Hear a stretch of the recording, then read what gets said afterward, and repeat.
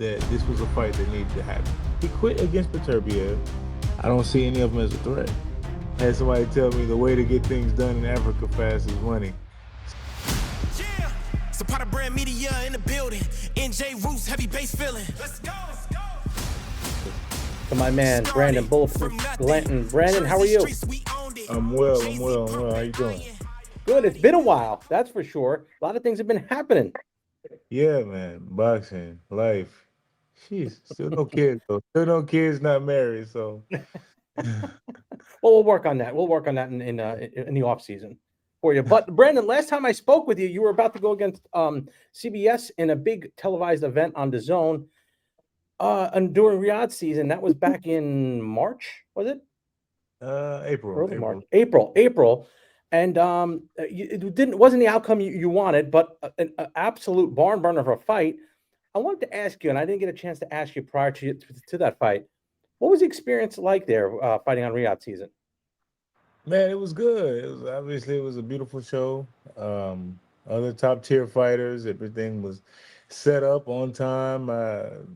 Zero complaints about that. The UK was doing what the UK does, rain, so it was good.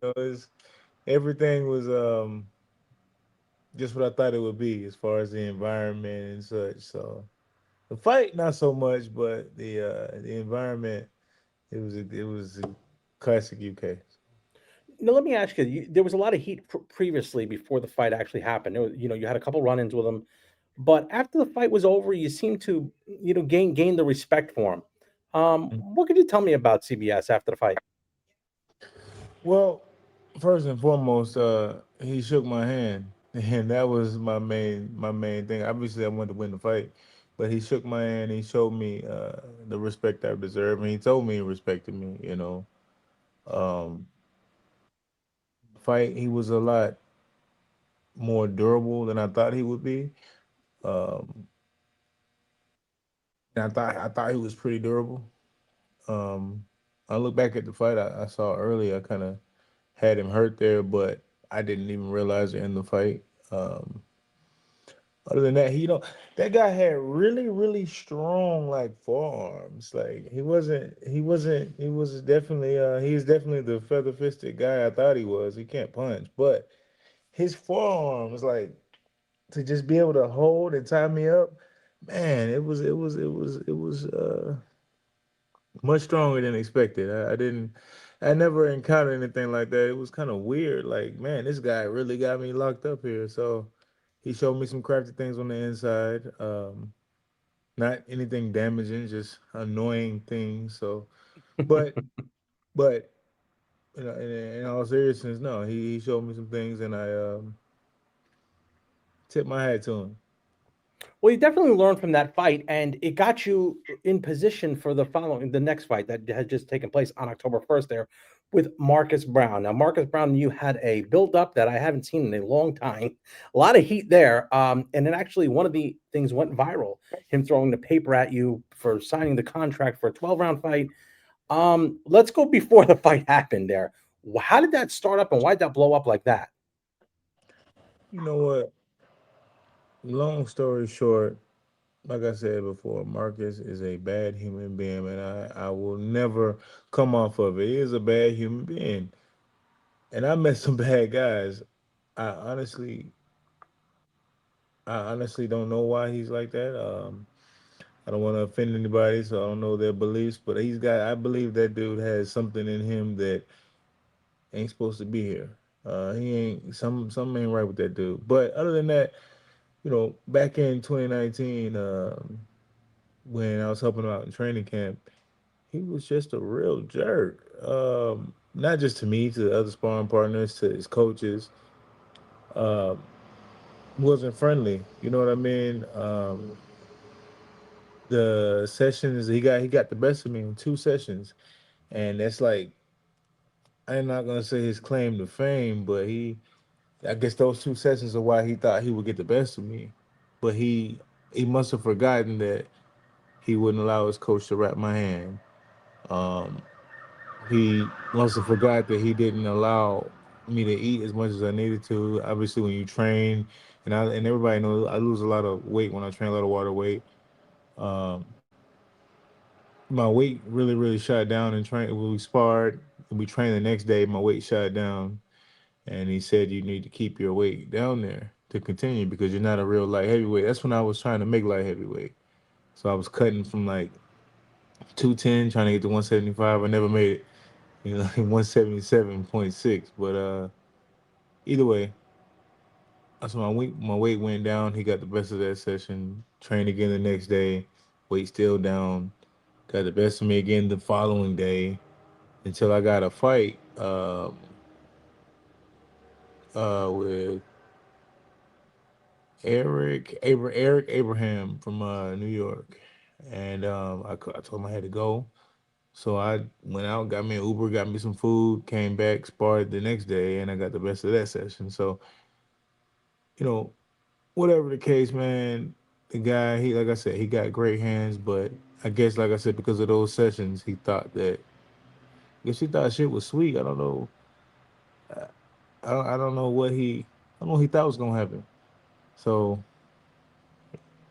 he also in training camp, I was showing his son. Well, his son was showing me his action figures, and that nobody really knows I had a son that passed away. So um, you got your son in training camp, which is fine. He coming to visit his dad. It's cool. Uh, and I was showing them some pictures of his dad, saying, your dad's super. Because Marcus comes out with the Grant gloves and the Havoc shorts and such, and you know, just he's a kid, man. He don't know anything what's going on. Dude comes up, grabs his baby, and is like, "Don't talk to my son, faggot," and like walks away. I'm like, wow. Aside from that, I mean, I'll share with you the screenshot of what he said to me after after I gave him this opportunity. I mean, we were both given an opportunity to fight, but I'm the one who said yes. Like, all right, let him do hadn't fought. Check that out. But that's what I refused to say on TV because it wasn't. People don't want to hear that. You know what I mean? That's disgusting. So I brought all that heat with me to the fight, and hey, you know what? Just what I thought was gonna happen happened. So Hmm. yeah, Well, yeah. You understand? Like his first message, like I accept the fight. The first message I get is a story on Instagram of Brandon Glanton, you a dead man. It's like, whoa. now let me ask you this: when you were in training camp with him, did you think at some point you were going to fight him? At some point that you guys were going to cross paths? I knew I was going up in weight. I know we are gonna keep doing that. I was just trying it. You know what I mean? I know we are gonna stay light heavy, but we are gonna keep doing that. So I never think about him. I never thought about him going up to cruiserweight. It wasn't even I wouldn't have went. I don't spar people I fight. Only reason we Mhm. did that, I told Napper that this was a fight that needed to happen because I'm tired of him and his mouth. Tired of the years of and just like I said on the zone, I don't like him before the fight. I'm not gonna rock with him after the fight. Whether he cares or not, that's his problem. But people are pretty good with me. I'm pretty good with most people. Fighting is a business, but the guy is filthy. Well, let me ask you before the fight. So you signed the fight. The whole thing happens. You have that heat with him. Now you're going thousands of miles away to Africa. How did this opportunity come up in Africa? That I'll give like I said, I'll give that another compliment to Napa and Nova Sports. Although we're not working together currently, he set that up. Um, he put a phone call in. I think they needed a main event, worthy fighter, and I was available, and it just worked out. I got a chance to work with JB and Dr. Ezekiel. So shout out to AK Promotions and Balmore Promotions. Great group of guys. It just worked. Um, it fit for sure. Is this the furthest you've ever been away for a fight? Nah, man, I've been to Kazakhstan, Russia is there. I don't know which one is further. I assume Russia is further. It's all over there. I don't get to fight at home. Yeah, so if Yeah, but I, how about as far as the culture wise? This is it's a culture down there. It would be different than someone like Saudi Arabia, Kazakhstan. How'd you adapt to the culture? it was fine. It was fine. Everybody's really friendly over there. I didn't expect that. Everybody's really friendly. Everything is operating on its own time, though. We don't. There is no such thing as hurry up. I think had somebody tell me the way to get things done in Africa fast is money. So which ended up being true. But it was good. Obviously, our attire told on us that we weren't from there, but it was good. It was a lot better than expected. I would definitely go back. Now, let me ask you that is on the table. We'll talk about it in a few minutes. But before the fight, you had stated that you predicted Marcus Browne would quit. That was your Hmm. comment I heard. Hmm. How? Well, obviously he quit on his stool. Uh, Hmm. he's it, your words that you came out of your mouth were he's gonna quit, but he is a bad man. He's a bad man. He will fight, but he's gonna quit. Yeah.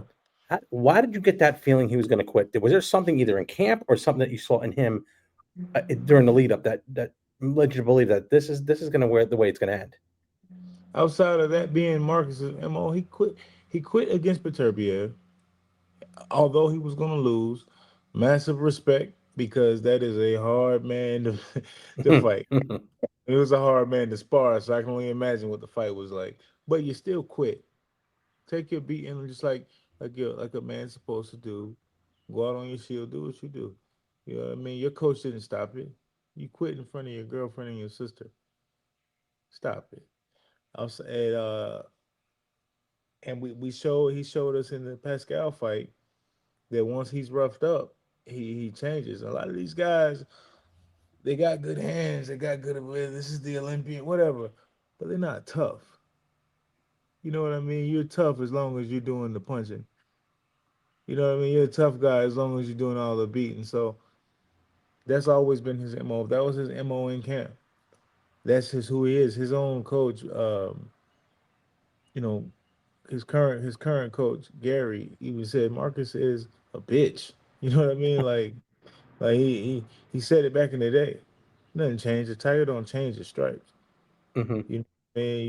You allow him to beat on you. Like I said, you cannot let Marcus let his hands go because he will hurt you. But make him put his hands in his pocket. He's not so tough. He's not a tough guy now. So and plus you can smell it. I won't bore y'all with it, but if you watch the National Geographic channels, you learn a lot about yourself because obviously only difference between us and other animals is opposable thumbs and the ability to reason. So I could tell Marcus was gonna quit. I could smell it on him. Even at the press conference, that was a dead giveaway. Just the way he was going on and on and on. Like you just do a lot of talking. I noticed when he got up to when they called for a face off, his palms were sweating because he got up and he wiped his pants. And I said, oh, this guy's nervous. Time for being nervous is over with. It's just so many little details. The way he popped off at the gloves off meeting, the way he just all the antics. Every time my name was said, even in other interviews that I wasn't in, when my name was brought up, it frazzled him. So look at a man's nature. So you know how a peacock opens up his feathers in the wild, right? Right. To attempt to scare away predators. A rattlesnake coils up when he wants to fight. So this guy was peacocking. He don't want to fight. And He don't want. that's what I'm saying. When watching the fight, I think the first two rounds he did well. I think he did okay. But Yeah, as the fight started going, you could tell, and you can pick up those things also when they start holding more. They start all of a sudden, when you hit to the body, it hurts a little more. They're bending down a little bit more. And I started seeing as that was happening, I said, I think he's going to quit. And I think Brandon's going to be right. Sure enough, he quit. He did not. He did, and it wasn't even that he took a devastating one punch shot where he got knocked down and he had to get back up. He quit on a stool. To do that to somebody is very difficult to do, but it also is a testament to you that you knew I'm going to get this guy to quit, and you knew exactly what path to take.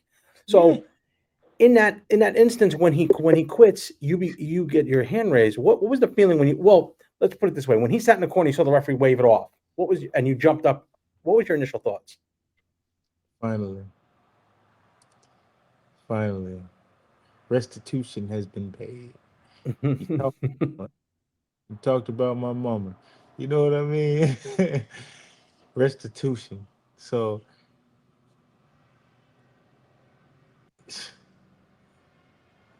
yeah, restitution. So after that fight, so now you feel that you're on top of the mountain, and you go there, but and now the people in Africa are treating you great. Even the guy who ran the event was treating you great. But where does Brandon Glanton go from here? Because it seems like it was kind of a step where you thought you would get the opportunity right now to fight for a title, and it looks Mm. like you're pushed back a little bit. Where are you looking for now? Where's the avenue for Brandon Glanton to get in front of the person that he has to get into to get that title shot? You know what? That's why I came on the show. I'm gonna say, you know what? I'm gonna go. I'm gonna go with George and see what he got, and keep talking, and they can put somebody else in front of me. You know, it doesn't matter. I might be getting an opportunity. Maybe December, maybe a title fight. We'll see. You know, nothing in boxing is guaranteed, but I'm available. Um, as of this moment, I don't have management or promotion, so I guess it's kind of on me to kind of talk myself into those fights. But they know where Well, I'm then, at. if that's the case, who would you want to fight? If you're going to have to put yourself out there and put yourself in front of the people that you have to have, who do you want to fight? Call someone out, let them know, hey, you're willing and able to fight. You had a big win here. You've been in with some world class fighters. Who does Brandon Glanton want to fight? Let's put it on paper. Let's put it on record. You know what? Obviously, I'm gonna say Opatai or Ramirez because they have the champions. If not those guys, another good southpaw that can continue getting me ready for those guys. Continue seeing that southpaw in front of me. Continue working on it. That's what the good thing about fighting Marcus was about. Not just me not liking the guy. On the skill side, it's like, yeah, I get to see a southpaw. The champions are southpaws. Let's see how I do. And I've always done well with southpaws. Many people don't know it because I've only fought one or two of them. But Brandon ain't scared of no southpaws. So uh, yeah, obviously I want those guys. I still gotta do some more earning. Um, Definitely somebody in the top five. Um, and honestly, I don't even know who's all in the top five right now because I don't see any of them as a threat.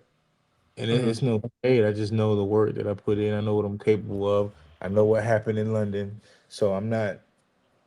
You've never seen me scratched. You know what I mean? You can't scratch this Right. paint. So you've seen me get hit. You've seen a guy who could throw a whirlwind of punches. I came out to fight better than I did before I went in. Now I got a little leg massage. So and honestly, I think that's what makes it hard for me to even get fights because people haven't seen me damaged, hurt, cut, knocked down, hurt to the body. They can't do it. They can't do it. Just Yeah. take a look. Even when I talked to you the first time, I said you remind me of the Evander Holyfield back in the cruiserweight division. But Hmm. outside of boxing, Brendan, you're doing something here with the gym. You just bought a gym now. Can you give us a little bit about that? Because you know what, boxing ends at some point. Yeah. What? Yes. My my trainer Jason Jones, he left the area and um, he been in this gym for 13 years, and he just kind of moved on. I think he says I'll be his last one. We'll see. Um, but he moved up to go be with his family. So, he's out of state now. We were actually gonna let the gym go and just get somewhere else to train, but speaking about it, just continue talking, talking. Like, you know what? I'll try it. So I tried it with one guy before he left, and then one guy turned into three guys turned into seven, and like, you know what? This is what we're doing now. I love being a part of the community. I don't live, you know, far away at all, so it kind of works. It actually puts a different perspective on boxing for me for sure. So I'm enjoying training the youth, training older individuals who just want to come in, learn the art. We got a couple top quality fighters here, so it's working out. But even for people who go there, do you have them that want to just go to get in shape to get a good workout in from someone who's an elite athlete?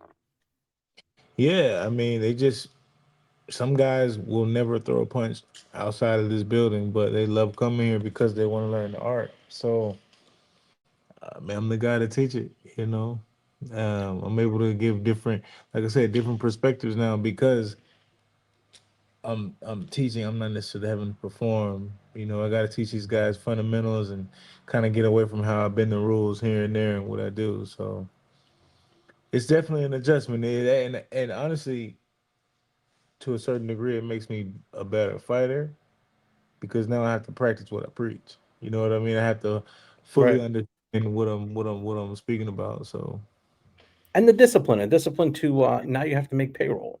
So there's a bit of a discipline part that has to happen. yeah, people don't realize boxing gym is not specifically a money maker. You do this because you love it. Obviously, you gotta make money. It's a business, but it's not something that you don't just open a boxing gym and just money flows. You got to do work, and then you got to Uh-huh. do some work, and then some more work. So yeah, I don't know why they call it the poor man's sport because it's definitely not. you know, it is definitely not. So, but it works out. Like I said, it comes with its own rewards. So I'm loving it so far. I'm doing well. I'm just gonna keep it going. Well, So before I get into your socials, Brandon, where can if they want to go to this gym into your gym, give us the breakdown as to how they can get a hold of you there for the gym and what it's called. everybody knows they could just Google Brandon Glanton, Game Bread Boxing Academy, not club academy. We're located in Fort Mitchell, Alabama. We're getting into doing some stuff online as well. So we help people with weight loss, weight gain, um, fundamentals of boxing, teaching the art. Whatever you're looking to do, we kind of build your plan structure to what you want versus giving you the regular run of the mill workout. You know, um, always obviously you can check us out on Instagram at Game Bread Boxing Academy. You can go to my page, Team Bulletproof, and I got a bunch of links up for the gym. So yeah, Google, a phone number's there, email's there. Send me a message. So I would actually respond to people. So it's pretty easy Well, to get. Brandon, I could tell you, Brandon, it is now time as you're going in that you should be able to get your title shot that you need to move forward in boxing. But doing the Game Bread Academy is something that I think will further secure your security outside of boxing. Hmm. As an entrepreneur myself, I love to see people doing things that are just away from what they normally do, because boxing is boxing. You know, the short window's small. But Brandon, as always, it is always good to have you on. You are one of the favorites that come on the Zapata brand, and continue to success in all the things that you're doing. Man, I appreciate you having me. Always a pleasure and comfortable here. Like I said, you're pretty good at this, man. So, My wife says that, but I don't know. That's the only person that says it. you know what?